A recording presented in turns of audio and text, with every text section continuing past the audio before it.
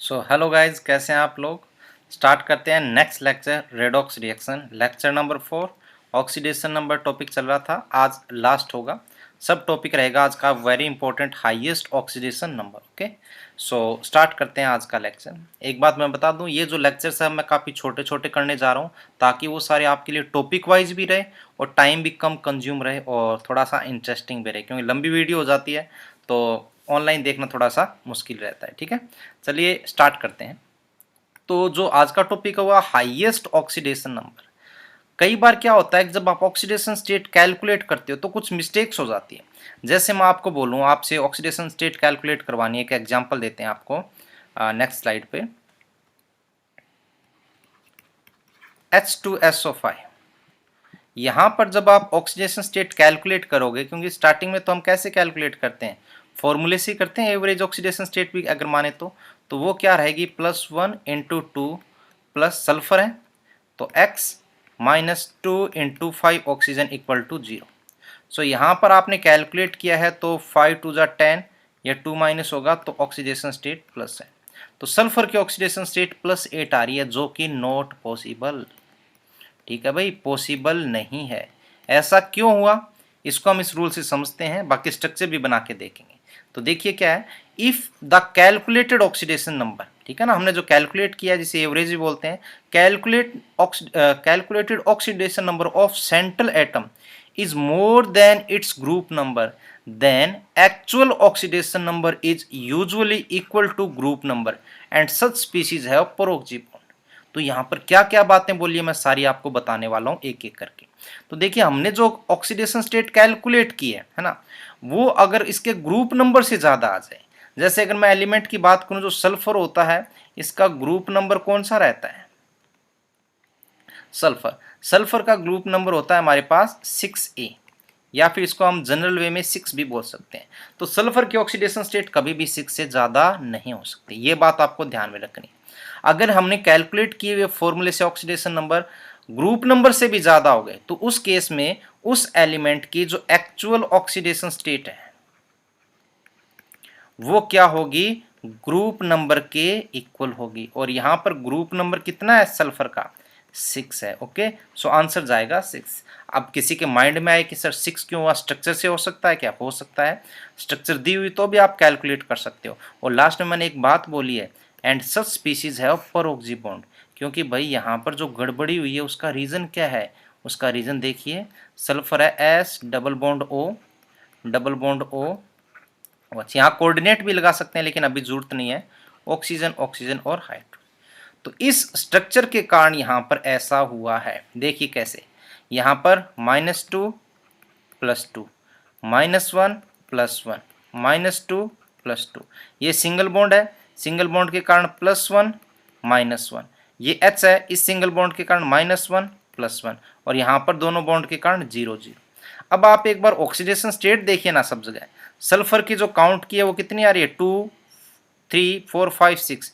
तो सल्फर की oxidation state यहाँ पर आ रही है कितनी, +6। और ये जो ऑक्सीजन है, 2 ऑक्सीजन है, तो O2 पर चार्ज आ रहा है कितना, -2। इसका मतलब ये क्या है, परोक्सी बॉन्ड है, जिसको परोक्साइड भी बोलते हैं या फिर परोक्सी बॉन्ड है। तो ऐसी जो गड़बड़ी होती है ना, सल्फर की ज़्यादा होगी कैलकुलेट करने से, इसका कारण क्या है, परोक्सी बॉन्ड होता है। ठीक है, तो जैसा मैंने डेफिनेशन में भी ये सारी बातें क्लियर करवाई थी। अब नेक्स्ट एग्जांपल लेते हैं। देखिए, एक और बड़ा ही इंटरेस्टिंग एग्जांपल है, H2S2O8। क्या है, H2S2O8।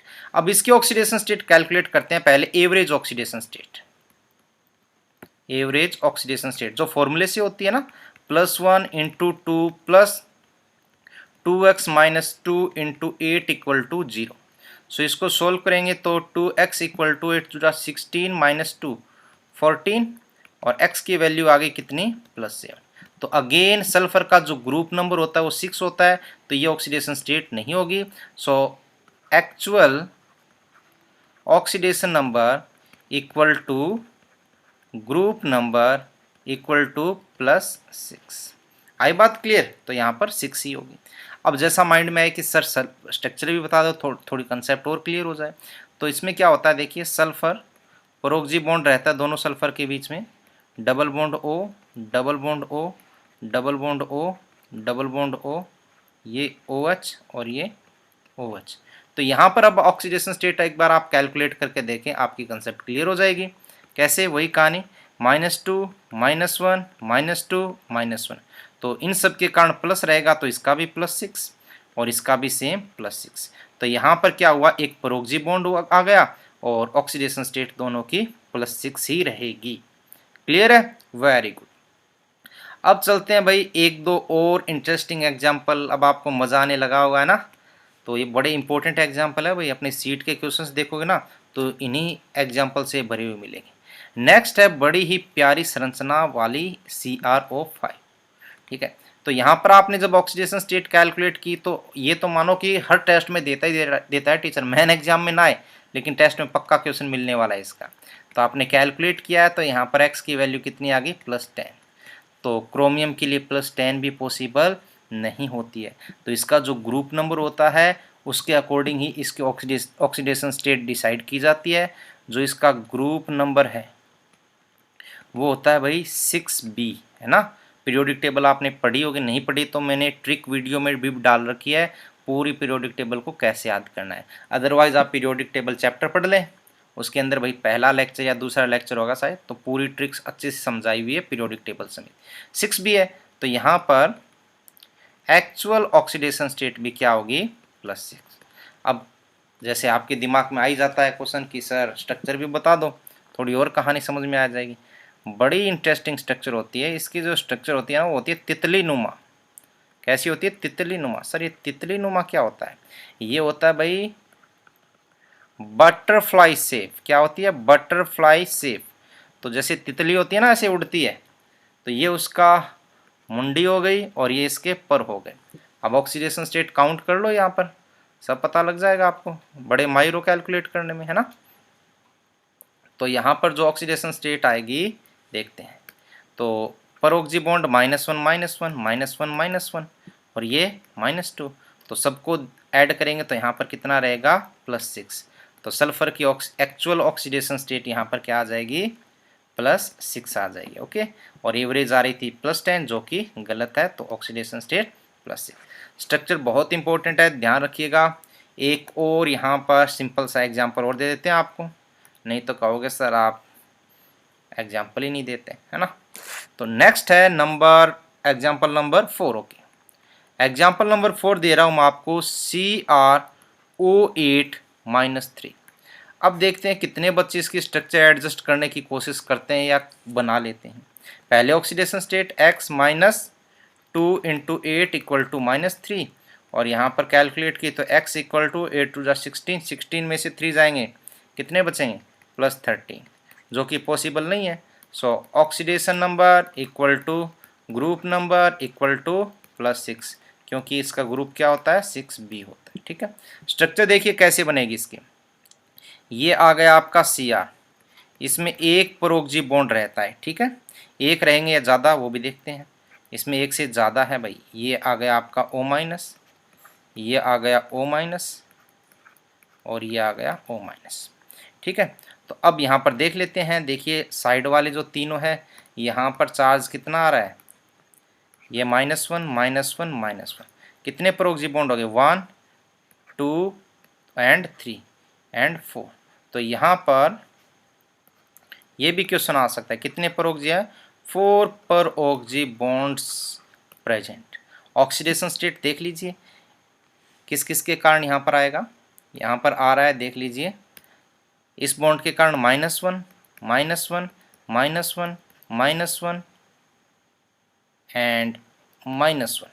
तो यहाँ पर आपने कैलकुलेट किए तो भाई ये तो गड़बड़ होगी। यहाँ पर ऑक्सीडेशन स्टेट +6 ना आके, ये भाई गलत है। ऑक्सीडेशन नंबर क्या होगा, +5 होगा, ना कि यहाँ पर +6। ध्यान रखना है। तो यहाँ पर इसलिए मैंने ऑक्सीडेशन नंबर लिखा है। तो यहाँ पर जो एक्चुअल ऑक्सीडेशन नंबर है वो क्या होगा, +5। तो ज़रूरी नहीं कि हमेशा ग्रुप नंबर के इक्वली ही हो। मैंने स्टार्टिंग में डेफिनेशन में बोला था, देखो ये usually equal to group number. Clear है, तो यहाँ गड़बड़ी हो सकती है, तो खास ध्यान रखना है स्ट्रक्चर का, और इसका तो सबसे ज़्यादा ध्यान रखना है। तो हमारे एग्जाम्पल ऑलमोस्ट फिनिश हो चुके हैं। एक दो प्यारे प्यारे एग्जाम्पल और दे देते हैं आपको, जैसे एक और एग्जाम्पल नंबर 5, ये बड़े सिंपल है। जैसे आपको दे दे कि FeCr2O4 में ऑक्सीडेशन स्टेट कैलकुलेट करनी है, नेक्स्ट है CuFeS2 में करनी है। तो थोड़े से अच्छे एग्जाम्पल है, डायरेक्ट नहीं हो पाएंगे तो मैं बता देता हूँ। ये जो फर्स्ट एग्जाम्पल है ये ब्रेक होगा भाई, किस में ब्रेक होगा, ये ब्रेक होगा FeO प्लस Cr2O3। यहाँ से Fe की ऑक्सीडेशन स्टेट +2 और यहाँ पर Cr की ऑक्सीडेशन स्टेट 2x - 6 = 0, सो x = +3। तो इसकी ऑक्सीडेशन स्टेट +3 है और ये रहेगा +2। क्लियर है। ऐसे CuFeS2 में भी आप कैलकुलेट नहीं कर सकते, इसको ब्रेक करने पड़ेगा, थोड़ा सा बैलेंस करके 2 से मल्टीप्लाई करो, फिर सॉरी CuFeS2 है तो यहाँ पर बनेगा Cu2S प्लस Fe2S3। अब यहाँ से ऑक्सीडेशन स्टेट आ जाएगी, तो यहाँ पर क्या होगी, देखो सल्फर और ऑक्सीजन पर जनरली -2 रहती है ना, -2 जनरली है, तो यहाँ पर 2x, क्योंकि ऑक्सीजन और सल्फर सेम ग्रुप में है, सेम ग्रुप में जो होते हैं उनकी ऑक्सीडेशन स्टेट सेम, सो 2x - 2 = 0, सो x = +1। तो कॉपर की ऑक्सीडेशन स्टेट +1, अगेन यहाँ पर भी -2, सो +2x - 3 × 2 = 0, सो x की वैल्यू आ जाएगी हमारे पास +3, तो यहाँ पर oxidation state +3। Okay, so hope आज का लेक्चर बड़ा अच्छा लगा होगा, तो धीरे धीरे आदत बनेगी, सही मौसम होगा, सब समझ में आएगा। तो वीडियो को लाइक कर दें, इन एग्जाम्पल्स को अच्छे से समझ लें क्योंकि आपके टेक्स्ट बुक में ये एग्जाम्पल मिलने वाले हैं। ठीक है, सब्सक्राइब कर दिया होगा, डिस्क्रिप्शन आप ज़रूर चेक करें, जो भी वीडियो आपको चाहिए उसके लिए प्लेलिस्ट में जाएं और वहाँ पर जो चैप्टर रिक्वायरमेंट है वो देखें और उसके अकॉर्डिंग वीडियो देखें। ओके, सो थैंक यू, जय हिंद।